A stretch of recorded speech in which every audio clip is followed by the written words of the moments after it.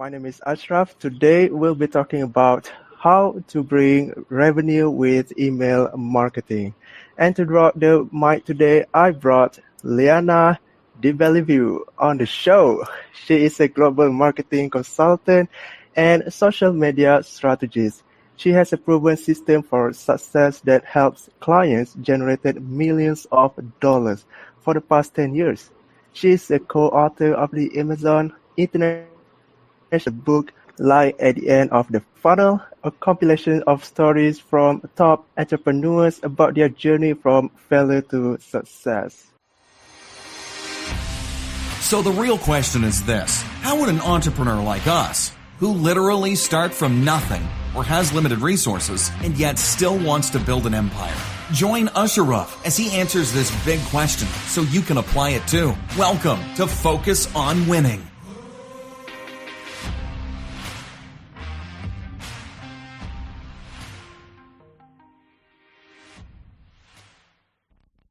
All right, Leanna, say hello to our listeners and share one thing about yourself that most people don't know. Absolutely. Well, thank you for having me. Something that most people don't realize, because most of the time when I do this, I talk about business.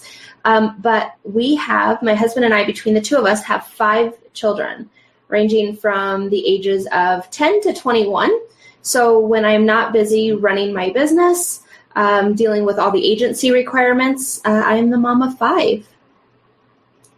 Wow, mom of 5. Yep. Is it all boys and girls? Equal. So we've got 3 girls and 2 boys, and then we have a 2-year-old grandbaby who's a boy. So it's equal: 3 boys, 3 girls. Wow. Yeah.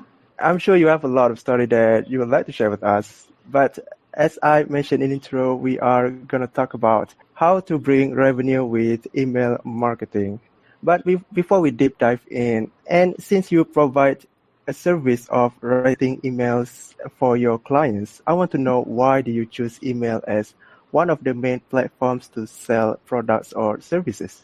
That's a great question. So everyone at this point is pretty much can easily be found on a social media platform, or they have an email address. Think about it. Everyone from teachers and doctors and lawyers and, even your grandma probably has an email address, right, at this point. So it's an easy way to get in front of people that you might not otherwise be able to get in front of, in a way that starts conversations, that helps them understand who you are and the services you provide. So it's a really non-invasive way to start growing your audience. So you think that because all of the platforms require emails, right? Like YouTube, we have to do email first. Like all of the platform begins with email. Is that what you're saying?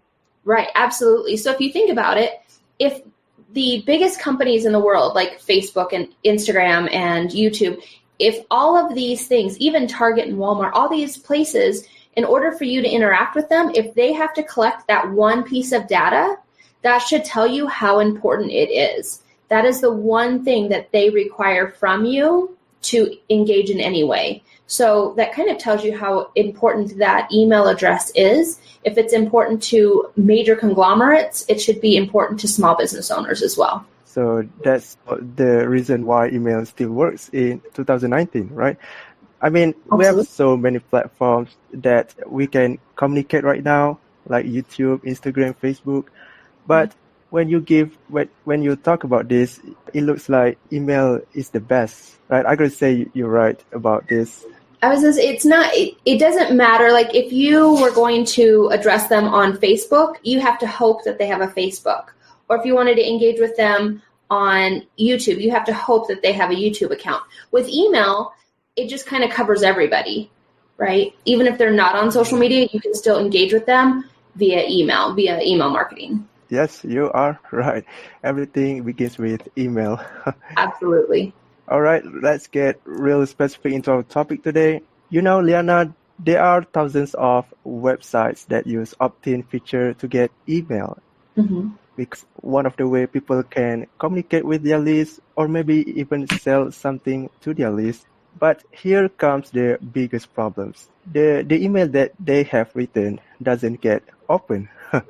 Or maybe they open it and read it, but their followers doesn't take any action from that email. It could be something like this. Hey, if you want to know more about this, go watch my videos or follow my social media account. And then click.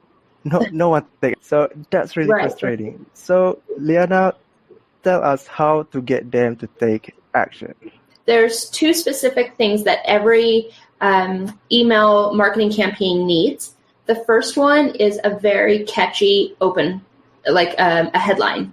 Why would someone open it? Not save 20% off on a service that they don't even know that they need yet, or anything that feels sales driven, because people can sniff that out and they're going to automatically delete it without even opening it. So the first thing is a catchy headline to get them to even open it. Second thing is the first thing in your email marketing campaign needs to talk about the problem that you solve. It needs to be very specific and tell them why they need to continue reading. If it just says follow me on social media or look at my videos, nobody has time for that. But if you say something like, are you experiencing this specific problem? If so, this is how we can address it. And here's the next step, right? So you want to start a relationship and make the email campaign about them. Why should they care? Why should they give you their time? Why should they take any further action? So when you take the intention of helping someone or serving someone and you put that in the email, that's going to get a response. Anything else is going to go in the trash if it even gets opened. So it's important to make them care what is in it for them, right? Right. And what do you suggest the best way to craft an email from start to finish when it comes to selling? I would do so in traditional mail that comes to your house. We know that someone has to see your name or the postcard or the company something between 9 and 12 times before they take action, right? That's just the psychological data that has been gathered. It's about the same with emails. So what we always recommend is understanding that the first 5, 6, 7 times that they open your email, they are not going to take action. Some might, but it's not expected. So what we do is we tell people the first emails that we're going to craft for you are giving. We're going to give solutions. We're going to give tips. We're going to give reasons why they need to pay attention to what you're saying. And we're not going to ask for anything in return. At the bottom of every email, it says follow us on social media, but you see that on every single email that you get now, or you see it on every single website, so it doesn't feel intrusive. It's not a specific call to action. Once you establish the content on that 9 to 10th email, then you can have a specific call to action, and that's when you get the response. Because people feel like you've given them so much that trust has been built, so that when you ask for something specific in return, they feel like they can trust your business enough to provide that information, whether that's a sale or a webinar or follow you on social media, whatever that is. At that point, you now have the credibility to ask that. I think one of the biggest mistakes that people make is to ask for something right off the bat when someone doesn't even know who you are. That's amazing. And how many emails to build trust? How many emails we have to send to build credibility? 7 to 9. 7 to 9 emails. 7 to 9? Yep. Wow. Do we have to send every day or, I don't know, every week? I would not. So when we've got a client that's about to launch something or they want to sell something, we always try and start at least 3 months in advance.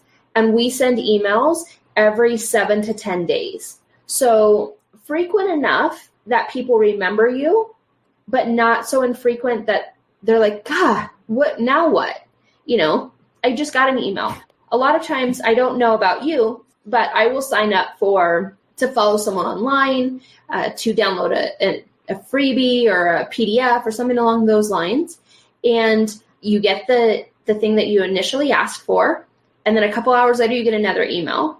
And then the next morning you wake up to another email, and the next, that afternoon. And by that time, by the third email, if I've gotten 3 emails in less than 2 days, I don't care how much I value who you are, I'm unsubscribing. I don't have time for that. I don't want to see you in my inbox continuously because then it feels like you're intruding. I asked you for one piece of information and now you're bombarding me. So don't do that. So again, every 7 to 10 days is when we would send out an email. 7 to 10 days. And you said that 3 emails in one day? Yeah, several times. Will that be considered? Oh, I mean, I'm afraid that someone will thought that would be spam. Absolutely. And a lot of times we have people that will report as spam because it just feels yucky, right? It feels desperate. Mm-hmm. You don't want your client to think that you are desperate for their business. You want to make your clients think, here's the service I provide, and if it's here for you if and when you're ready. Not buy from me, buy from me, buy from me. Oh, hurry and buy from me. That feels yucky, and people can read that even through email. That tone comes across, and they don't want anything to do with it. So is it all email should be selling, or is it, some email are providing values and some email selling? Is it like that? How do we balance that? So we have a rule for every one sale request, we do at least 4 high quality content value emails. Unless it's something small, high quality content. So high quality, what makes you an expert? What problem are you solving? For example, if we were doing one for our marketing, I would send an email that says 5 things to make sure you're doing on social media to grow your audience. And then I would list those 5 things and say, I hope you found this valuable. Have a great Wednesday or Thursday, right? That's it. The next week, it's how to get your engagement up by at least 25% on Instagram. Then they open it and I say, here's some tips that if you're not doing will help your engagement. Have a great day. It was nice chatting with you. Done. Right? Now they're thinking, why is she giving me all this stuff? Right? She's just helping me. This is awesome. She's not asking for anything.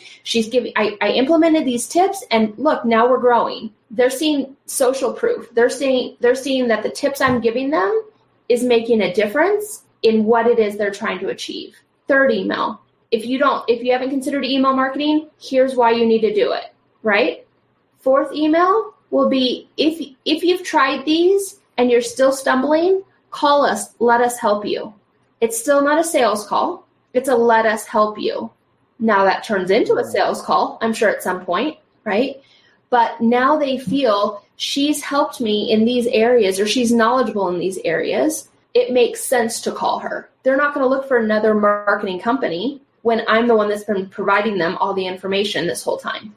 Does that make sense? Yep. Yeah. And can you explain more about the 3rd email that you mentioned about here's what you need to do? Yeah, I would do tips. Like, here's what you need to do to grow your email list. Here's what you need to do this. So you know what the problems are, right? If I asked you what problems do you solve for your customers, you should be able to tell me. We solve people who can't get in front of their target audience. We solve problems for people who don't know how to do email. We solve problems for people who are about to do a launch. So the problems that we know we solve are what drives the emails that we send out. Always solution-based. Solution-based. So the fourth email is, trying to a little bit sell, right?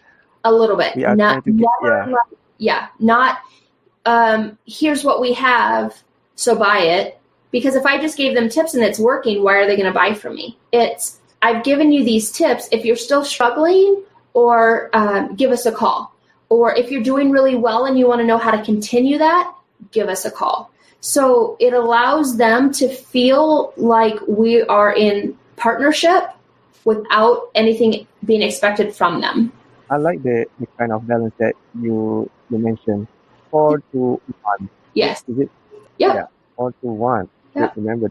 So, now that our listeners know how to write email, balance between values and selling, but what if they don't have any email list yet?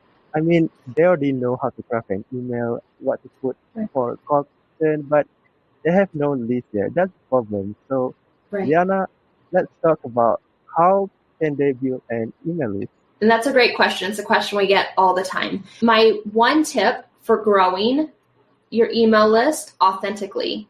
You can buy email list, right? But I've never seen anyone purchase an email list that's effective. So it's pretty much just throwing money out the window. But if you think about the number one problem that you solve for clients. What is the one thing that 90% of people come to you for? If you sell, a product, we'll use my company, for example, we sell social media services, right? Mm-hmm. What we did to grow our email list was on our website, on all our social media platforms, on these we started out with a small list, like of 50 people, right? And those are my friends and family, okay? So what we did was we created a PDF that was downloadable, that talked about that one problem that a majority of our clients had. And then I sent it out. Again, we put it on our platforms. We put it on our website as a free download. Of course, we captured their email address. And then with the 50 that I had, I sent it to my current clients. And I said, hey, who do you know that could benefit from this information? Whoever it is, can you forward that on for me? So overnight, we went from, 50 to 70, 75 people maybe to over 300. And then it became, 300, send it out again. Who do you know who could benefit? Turned into 500, 1,000, 3,000. I think now we have over 12 or 15,000 on our mailing list. But it's all about open rates, because you can have a list of 25,000 or 100,000. If no one opens your emails, it doesn't matter what your list is. Or you can have a list of 50. And if all those people love you and interact with you, I'd rather have 50 quality people than 5,000 who don't do anything. It's about quality over quantity. Absolutely. Unless you don't have anything to sell. If you don't have anything to sell, then you can have as many as you want. But and for, how do we approach client like that? I mean, if we don't have any credibility yet, we know that we know their problem and we want to solve it. But what's the best way to approach them? So I think I hear that a lot because we work with a lot of startup companies. Just because you don't have expertise in that field doesn't mean you don't have expertise in that area, right? Whatever the problem is that you are able to solve, you had to have gained that knowledge from somewhere. So is it personal experience? Did you have a really close relative or friend that experienced this problem and you figured out how to solve it? What credibility markers that might be creative can you highlight? And sometimes, to be honest, you can present yourself in a way that highlights the fact that you don't have experience and use that as a benefit, right? So hear me out. For example, all of these clients that have a problem might be looking for these solutions and they get the same 4 solutions. You can say, because I'm new to the industry, I've come up with new solutions that you might not have heard of yet. Because I'm new to the industry, I have a different spin on it. Because I'm new to the industry, I'm not going to tell you the same thing that the other 40 people told you that didn't work, right? So you can actually leverage that to help people stop and listen to what it is you have to say. Oh, bring a fresh idea. That's what you mean. Exactly. A new fresh idea. So I like that you talk about using a friend to build credibility first, because they already trust us, right? Exactly. So how many times, like personally, if you're looking for a place to get your hair cut and you go, oh, I like your hair, where do you get it cut? And they tell you, oh, I went to Susie down the street. You're automatically going to trust that Susie's going to do great with your hair, right? So they help build that trust. And Susie didn't have to sell you on anything. She just knows that somebody referred you and that's good enough. And a lot of times when you're just starting out, referrals are key. Referrals are key. Absolutely. All right. We are close to an end today. So Leanna, what's the one thing that our listener can do after listening to our conversation? I think the first step is to make an email marketing plan and make a list of what problems you solve. And once you have that list, craft one email around each of those problems and go from there. Understand that it's a slow process, but the process, if done correctly, will get you the results you're looking for. So be patient. Be patient, don't give up, and stay consistent. So, Leanna, share with us how we can find more about you and how to connect with you. Absolutely. So we are, our website is DebellevueGlobal.com. It's my last name, DEBELLEVUE, which is a mouthful, I know, but DebellevueGlobal.com. Our Facebook, Instagram, Twitter, LinkedIn, all of our handles are Debellevue Global. So you can find us anywhere there. You can connect with us online via email. You can go to our website and sign up to receive monthly emails from us. So you can see the format that we use. You can see how we speak to our clients. You can see the ratios we use. You can do all of that. So there's quite a few different ways to interact with us, and we would love to be able to be a resource for your listeners. So you do a monthly email? We do. Mm-hmm. Yep. We give tips and things along those lines for our clients, potential clients.